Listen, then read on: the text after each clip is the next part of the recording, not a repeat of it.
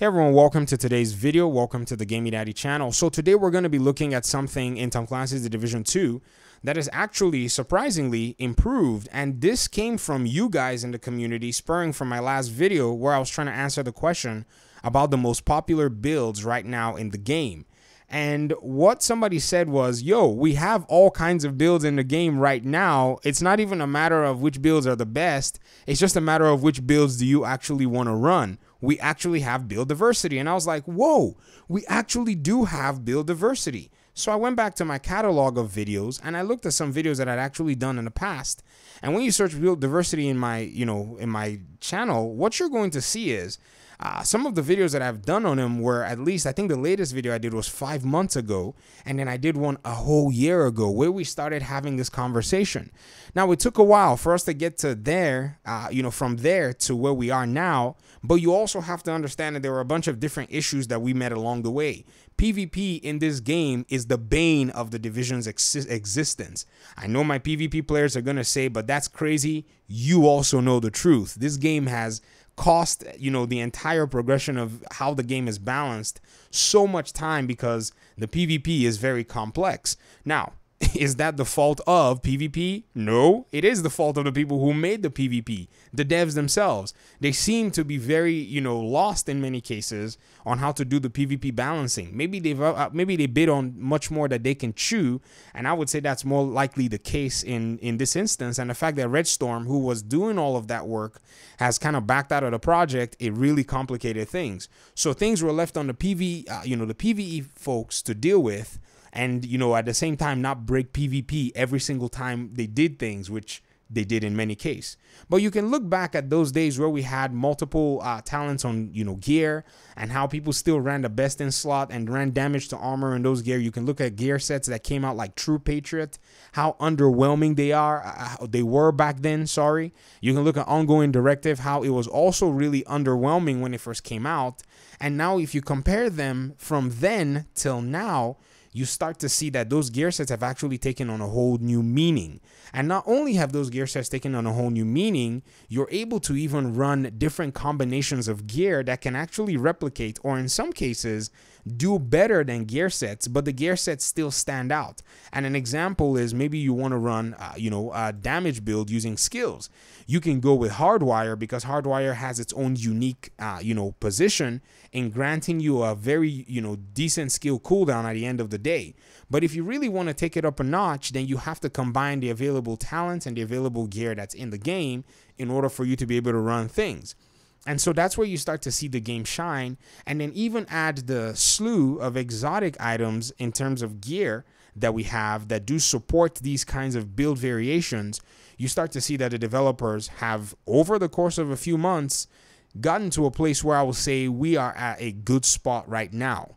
Now, because we're a good spot doesn't mean that there's no room for improvement regarding build diversity. There are huge gaping holes. There are areas that will still need to be addressed, that will still need to be touched overall. If I had to go through a video of even my ideas, I would keep you here for too long. But a very obvious one is specialization weapons. Specialization weapons are all over the place right now. If you look at them, it seems to me that the developers have not necessarily paid as much attention in the overall balancing to these. And this is where the game gets super complex. Like, the game reaches out like this huge web of a web of a web. And so specializations are this central point that players, in many cases consider when they're building. If not in every case, they consider when they're building. And so if you think about the different specialization weapons and the way they fire, the damage they deal, the way you can use them, and the perks that they grant you, these things also tie and play into your build as you go. And what we've seen is, over time, the game has kind of, merged into using this one specialization called the technician specialization when you're using a lot of your skills. Because for some strange reason, the way it was designed is really encouraging the player to take on almost all the skills in the game if they really want to run them at their full and maximum potential, which has then caused other specializations, which could also be helpful in the skills, to fall in the back corner. And those are specializations like the multi-shot grenade, launcher of of the demolitionist specialization, and even the crossbow of the survivalist specialization. And then if you look at damage numbers, technician has an auto aim and auto target, heat seeking functionality, where if you aim at a target, even if the target's behind cover, you're going to your missiles will run like a stinger and basically get them. Whereas the crossbow, you have to load one arrow or whatever it is and fire a bolt. Sorry, I think that's what it's called, explosive bolt, and fire that at some weird angle projectile and doesn't even aim as well. But its damage is not significantly more than the technician specialization, and so they need to look at these things and they need to continue to fine-tune the little aspects of balancing. It takes a while to balance this game, apparently. And like I said, there are many aspects of the game where if you can't balance PvP and PvE in isolation. Even though I'm the biggest advocate for separating PvP and PvE, I know it'll make the game easy. I know it'll make the game, much more user-friendly for everybody, and even for the developers, it'd be easy for them to balance. But I think they continue to leave it there because it's something that promotes players to play the PvE in the first place anyways. I mean, you farm all this gear, you might as well go use it in the dark zone.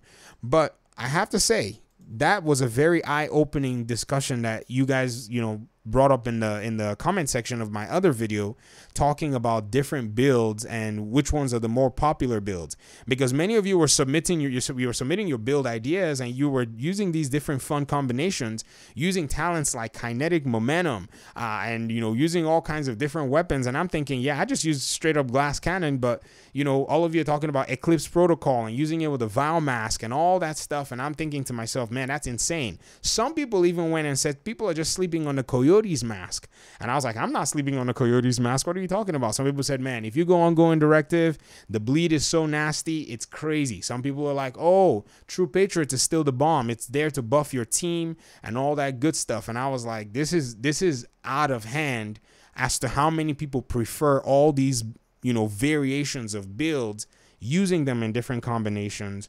And it shows how much the game has grown even under the duress and the stress. Yes, there's room for improvement, and I would love to see that improvement continually happen until the game reaches the fine point that we want it to be. This game that you are playing right now, this division that you're playing, is not the same division that came out at launch. And I think with the nature of a game like this, this is what you're bound to see. And I have to, put something in a caveat. I think this is where the game's biggest strength and weakness finally lies. It's here in the balancing game, because there's too much to deal with in a game like this. I don't know any other RPG game out there, third-person looter shooter, that actually has this kind of complexity where you have to min-max and consider almost every single factor in your gameplay. That means I'm talking from the way your gun fires, to the kind of weapon it is, to the damage that it deals in terms of core attributes and regular attributes, in the talent, be it the named or the unnamed talent.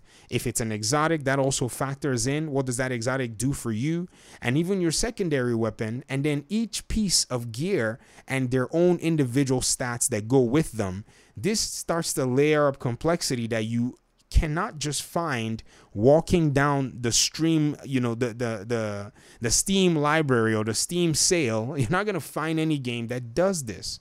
And I think this is where the game's weakness lies, because in order for the developers to balance all these parameters, I think they really, really find themselves, in sometimes an insurmountable task that then prolongs the balancing process and turns off the player base at the end of the day.